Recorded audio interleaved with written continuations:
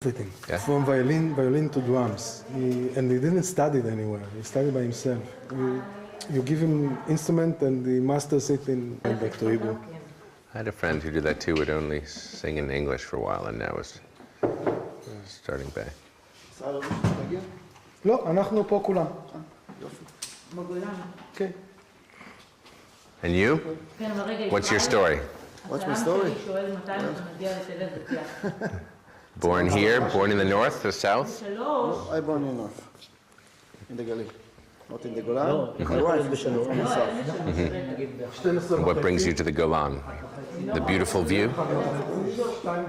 The people, beautiful view, the good air, the nature.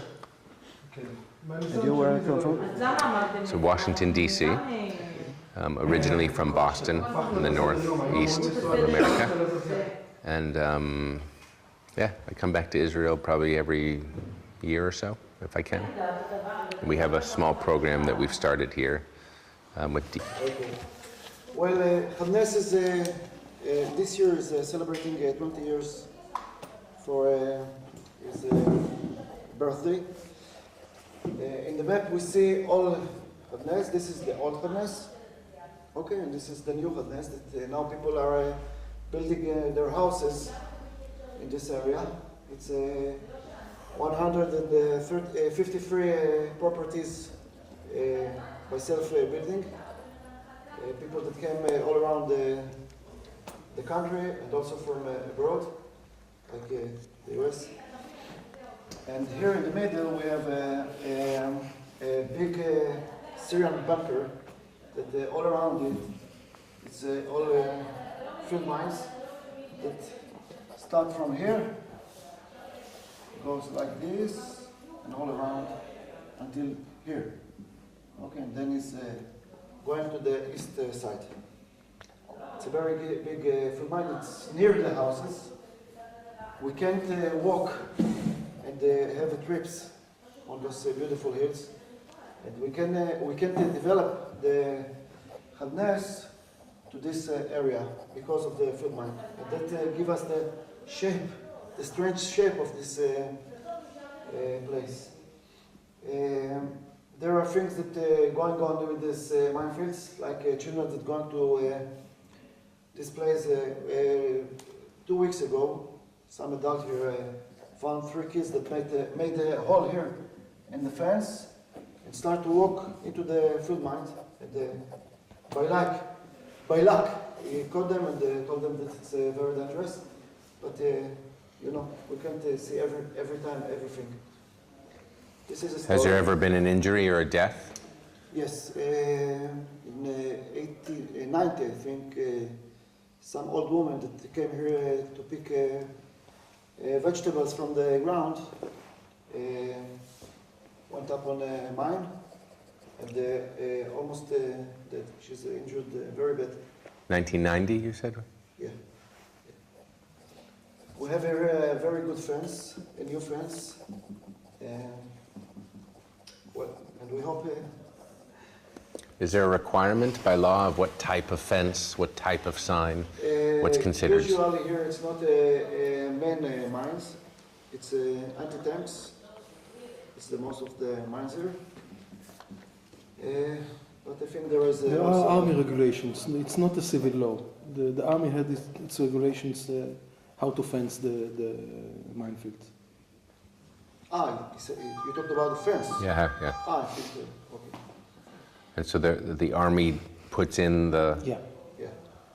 So you don't, if you see a hole in the fence, what do you do? Call the military? Usually you should do it, yeah. So what do you do after the children went through the fence? We make it, we didn't go to the army. Well, here it's a very bad fence. Here it's a new fence. But the army don't have money now to make new fences around the place. They tell you that? Yeah.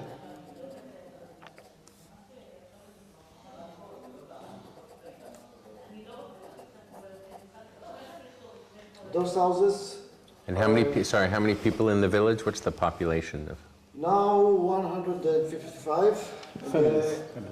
What families? Families. Yeah. And in the end of this building, it will become 270 families that live here.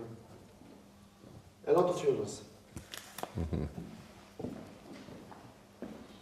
When the settlement of this area began, was there an expectation that the mines would be cleared? Yeah. I mean, you had come here assuming that it's going to be cleared? Yes.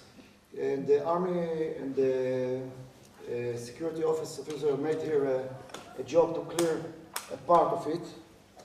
But the government don't allow to build on a ground that not the army put the mines out, but the army can't put the mines out.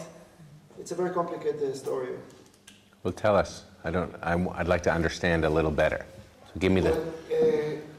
The Israeli army cannot put the mines out of the ground if it's not an Israeli field mine. Okay? If it's Syrian, you have to bring a civilian company that make the job. But the army don't allow to build on this ground because it didn't make the job. It's a very funny story. It's like a comedy in Israel. Actually, it's tragedy. Huh? No, but is this according to law? So the Israeli army says, we will not demine any Syrian minefields. Only if they're our mines, Yes. we demine. No, I And don't think so. Anyway, it's the under supervision on the army. It can be evacuated by a civil company, but it's the responsibility of the army. Nobody touch any explosive in Israel without the supervision of the army. Yeah. It's also it also paid for it, for part of the job. So then, but you said, so you're in a catch-22. The Israelis won't remove Syrian mines. They started, and then they say we have no more. We aren't going to do it. So you need a civilian contractor under our approval and supervision. But even if we remove, but if a civilian does it, we can't guarantee the land is good enough to develop. Yeah. So they're basically saying, good luck with your minefield, like forever. And what is the field?